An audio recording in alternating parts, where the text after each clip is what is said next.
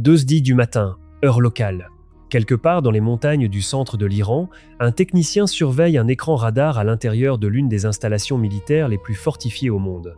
Des missiles balistiques reposent dans des silos de lancement sous des dizaines de mètres de roches et de béton armé, chargés sur des systèmes de mise en place automatisés conçus pour les élever à travers des ouvertures dans le plafond et les tirer sans jamais les exposer à l'air libre. L'installation avait été conçue pour survivre à une attaque aérienne conventionnelle, construite avec l'assistance nord-coréenne, enterrée si profondément que les planificateurs de Téhéran la considéraient comme intouchable. L'écran radar est net. Aucun contact, aucune alerte, aucune indication que quoi que ce soit approche depuis quelque direction que ce soit, à quelque altitude que ce soit. Puis le sol tremble. Un impact percussif profond qui voyage à travers la roche solide et frappe le plancher comme un tremblement de terre. De la poussière tombe du plafond. Les lumières vacillent.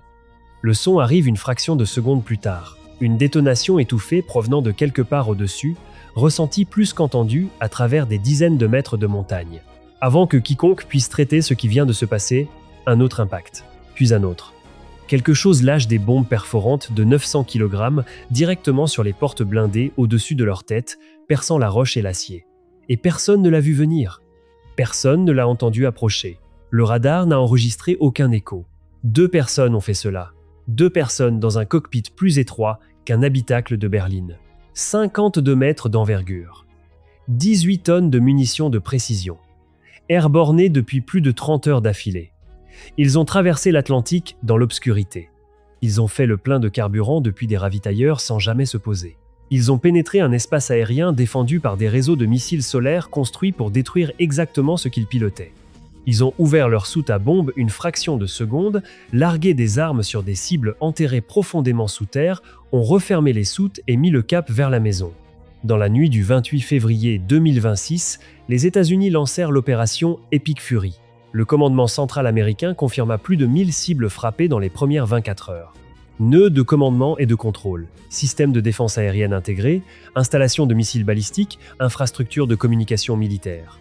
Parmi les plateformes engagées, des bombardiers furtifs B-2 Spirit armés de bombes de 900 kg, frappant les installations de missiles balistiques durcis de l'Iran. L'amiral Brad Cooper, commandant du commandement central américain, décrivit les frappes du B-2 comme des opérations chirurgicales incontestées contre de multiples installations de missiles en profondeur à l'intérieur de l'Iran. Voici ce dont presque personne ne parle. Cet appareil n'a pas été conçu pour l'Iran. Il n'a pas été conçu pour l'Irak, l'Afghanistan, le Kosovo ou la Libye.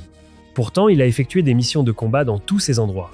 Il fut conçu au début des années 1980 dans un seul but, livrer des armes nucléaires en Union soviétique à travers le réseau de défense aérienne intégré le plus dense jamais construit. L'Union soviétique s'est effondrée en 1991. La menace que le B-2 avait été créé pour contrer disparut avant même que la majeure partie de la flotte ait été livrée. Le plan initial prévoyait 132 appareils. Le Congrès réduisit la commande à 21. À environ 1,85 milliard d'euros par cellule, le B-2 devint l'avion militaire le plus coûteux jamais produit et l'une des flottes de combat les plus réduites de l'histoire américaine. 2 ont depuis été retirés du service. Il en reste 19, tous stationnés à la base aérienne de Whiteman dans le Missouri, et voilà l'ironie qui définit l'existence de cet appareil. 37 ans après avoir été conçu pour une guerre qui n'a jamais eu lieu, le B-2 demeure le seul appareil habité de l'arsenal américain capable de pénétrer les défenses aériennes modernes et de délivrer des munitions lourdes sur des cibles souterraines durcies.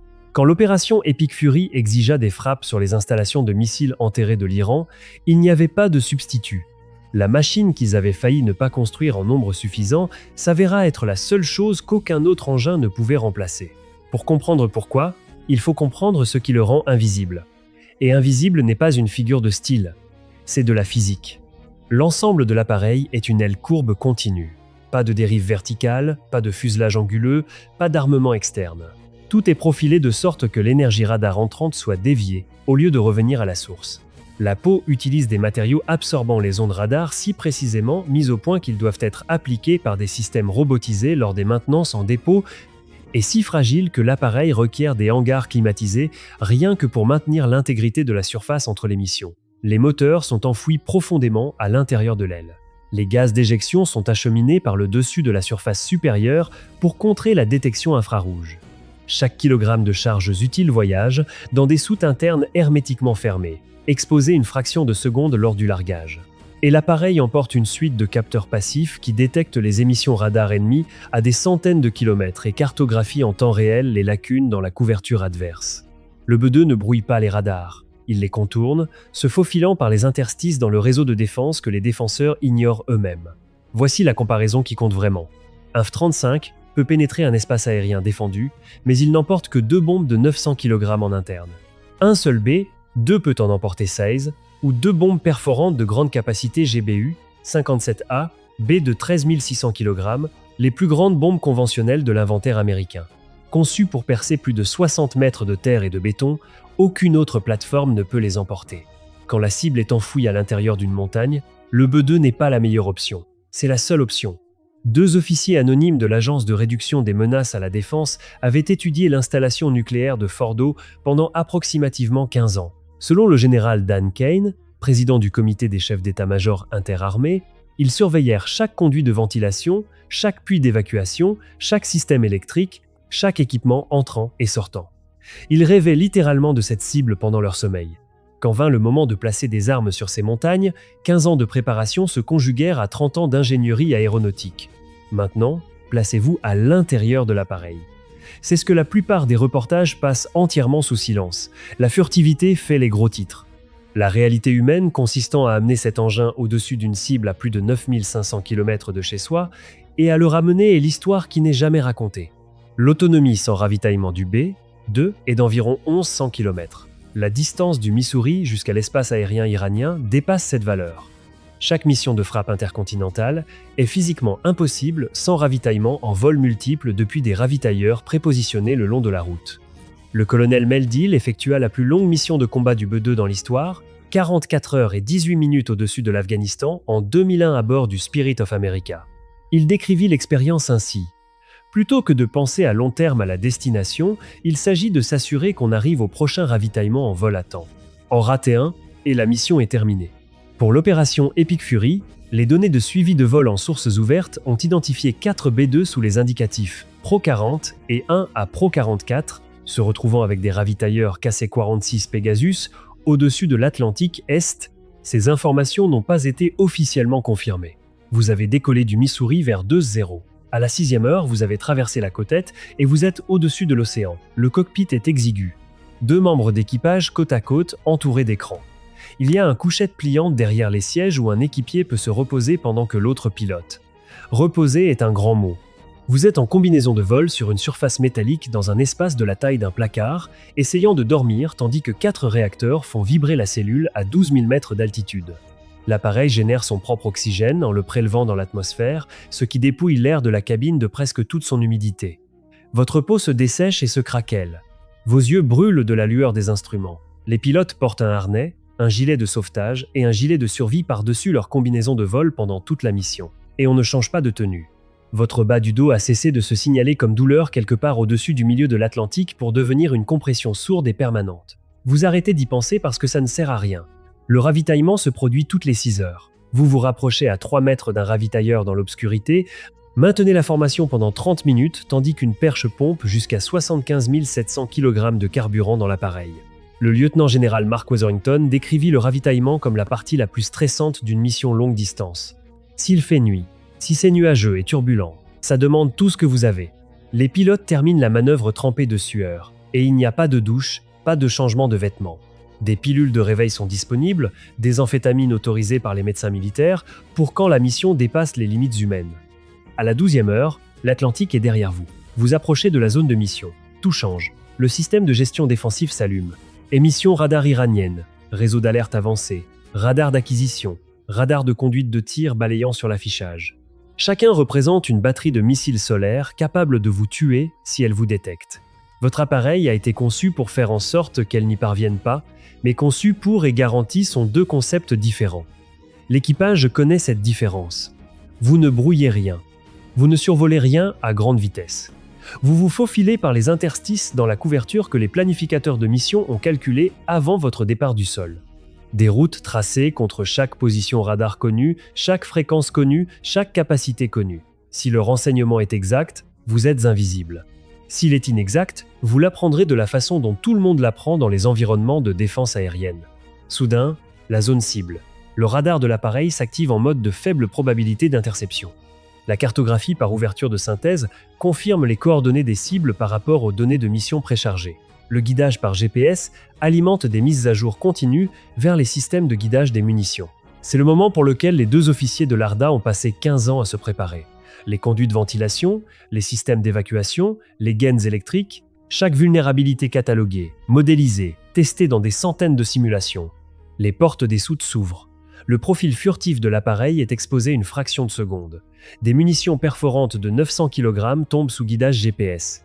Les empennages les orientent vers les portes blindées intégrées dans le plafond d'une montagne. Les portes se referment. L'appareil a déjà amorcé son virage vers l'ouest. Exposition totale mesurée en fractions de seconde. Et l'équipage sent l'appareil s'alléger à mesure que des tonnes de munitions quittent les soutes internes. Puis le silence. Les affichages confirment le largage. Les armes sont en route vers le bas. Et à 60 mètres sous la surface de la montagne, dans une installation que l'Iran considérait invulnérable, le plafond s'effondre vers l'intérieur. Le général Ken décrivit la séquence de frappe de Fordo. La première arme retira un capot de béton défensif couvrant le puits principal. Les armes 2 à 5 entrèrent dans le puits à plus de 300 mètres par seconde et explosèrent à l'intérieur du complexe. Le trajet de retour requiert des rendez-vous de ravitaillement supplémentaires au-dessus du Golfe ou de la Méditerranée, puis la longue traversée de l'Atlantique. Les données de suivi en sources ouvertes indiquèrent que les 4 B-2 de retour déviaient de Whiteman en raison de conditions météorologiques sévères, se posant à la base aérienne de Davis-Monthan, au Texas. Durée totale de mission, plus de 30 heures. 2 membres d'équipage, un décollage, un atterrissage, et 9500 km d'espace aérien hostile entre les deux. Le colonel Josh Watula, le commandant de Whiteman qui supervisa les missions, déclara que les équipages rentrèrent complètement épuisés. Chaque appareil transportait 2 pilotes qui se relayaient pour se reposer de 45 minutes à 1 heure entre les ravitaillements. Son moment le plus fort ne fut pas celui où les armes frappèrent la cible. Ce fut de savoir que les équipages se trouvaient dans un espace aérien ami et en sécurité. Ce que je leur ai dit avant qu'ils partent, c'est que je pensais que cela serait mémorisé comme l'un des raids les plus décisifs de notre vie. L'opération Epic Fury n'était pas la première fois qu'un équipage de B-2 effectuait cette traversée. Lors de l'opération Allied Force au-dessus du Kosovo en 1999, premier déploiement de combat du B-2, les bombardiers effectuèrent des allers-retours de 30 et 1 heure du Missouri à la Yougoslavie et retour. Le colonel Mel Deal, qui effectua plus tard la mission record en Afghanistan, décrivit le décollage de sa première sortie de combat. Opérateurs et équipes de maintenance se massaient sur les voies de circulation pour saluer les appareils, sachant que ces bombardiers allaient bientôt rendre justice. La flotte effectua moins de 1% du total des sorties alliées, mais détruisit 33% de toutes les cibles frappées dans les 8 premières semaines. Ce ratio démontra quelque chose qu'aucune fiche technique ne pouvait prouver. Qu'un seul appareil arrivant sans être détecté pouvait produire des résultats démesurément disproportionnés par rapport aux missions effectuées. En 2017, l'opération Libye affina encore la logistique. 2 B-2, 108 bombes guidées JDAM, 15 ravitaillements en vol, 34 heures en l'air. Cette mission devint le modèle des opérations de frappe intercontinentale. Quand l'opération Epic Fury fut planifiée, le manuel existait déjà. Selon l'armée américaine, lors des frappes contre l'Iran, peu ou aucune résistance ne fut observée. Aucun tir défensif iranien ne fut détecté contre les B-2. Les appareils pénétrèrent, frappèrent et quittèrent l'espace aérien iranien sans aucune opposition. 37 ans d'ingénierie, validés en une seule nuit. Chaque capacité que le B-2 a démontrée au-dessus de l'Iran s'accompagne d'une contrainte que partisans et critiques reconnaissent tous. Il n'en existe pas assez, et ils sont extraordinairement difficiles à maintenir en état de vol. 19 appareils pour une couverture mondiale, des revêtements furtifs exigeant des hangars climatisés et des réparations robotisées. Tous les 9 ans, chaque B-2 est retiré pour des mois de maintenance en dépôt dans l'installation de Northrop Grumman à Palmdale. Des rapports du Bureau de la responsabilité gouvernementale ont documenté que les matériaux à faible observabilité sont le principal facteur de charge de maintenance et de réduction de disponibilité de la flotte. Perdre un appareil n'est pas un revers, c'est un événement stratégique. Il n'y a plus de ligne de production. Il n'y aura jamais un autre B-2 construit. L'un fut détruit dans un accident à Guam en 2008. Un second prit feu sur la piste en 2022. Les dégâts furent si sévères que l'armée de l'air retira la cellule entièrement parce que les coûts de réparation dépassaient ce que le programme pouvait justifier. 21 devinrent 19. 10% de la flotte effacée par 2 incidents. Et les missions longue distance qui définissent la valeur du B-2 dépendent entièrement des ravitailleurs en vol. Des appareils qui ne sont pas furtifs Pas rapide et pas conçu pour survivre dans un espace aérien contesté. Le B-2 peut disparaître. Les ravitailleurs qui l'alimentent ne le peuvent pas. Le Northrop Grumman 20 et un Raider est actuellement en essai en vol, avec une première livraison opérationnelle prévue à la base aérienne d'Ellsworth d'ici 2020. Au moins 100 appareils prévus. Le retrait complet de la flotte des B-2 est attendu d'ici 2032. L'appareil qui a survécu à l'Union soviétique, qui a volé quand rien d'autre ne le pouvait, approche de la fin de sa vie opérationnelle. Non pas parce qu'il a échoué, mais parce que l'armée de l'air a finalement construit quelque chose pour porter en avant ce qu'il a initié. Le B-2 Spirit fut conçu au début des années 1980 pour emporter des armes nucléaires en Union soviétique. L'Union soviétique n'existe plus. 20 et 1 ont été construits. 19 restent. Maintenus dans des hangars climatisés par des spécialistes. Ravitaillés par des avions-citernes à travers les océans. Opérés par des équipages de 2 personnes qui volent plus longtemps et plus loin dans des espaces aériens défendus qu'aucun autre aviateur dans l'histoire militaire moderne, personne ne connaît leur nom. Aucune conférence de presse après l'opération Epic Fury n'a identifié les équipages qui ont traversé l'Atlantique, se sont faufilés dans les défenses aériennes iraniennes et ont largué des armes sur des cibles souterraines qu'aucun autre appareil habité ne pouvait atteindre. La mission s'est produite, les appareils sont rentrés.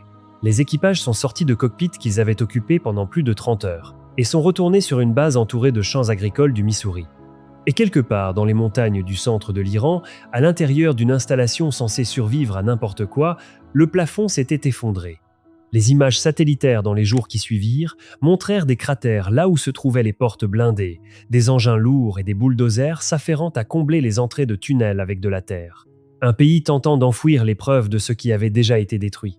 Le radar n'a jamais vu venir l'attaque. L'appareil le plus déterminant de ce siècle fut conçu pour une guerre qui n'a jamais eu lieu. Construit en nombre trop réduit pour se permettre d'en perdre même un seul. Piloté par des personnes que le public ne rencontrera jamais. Le 28 février 2026, il accomplit ce pourquoi il avait été construit. 3 décennies de retard, contre un adversaire que ses concepteurs n'avaient jamais imaginé. Au-dessus d'un pays qui n'avait aucune idée qu'il était là. Le temps que le monde l'apprenne, les appareils étaient déjà rentrés.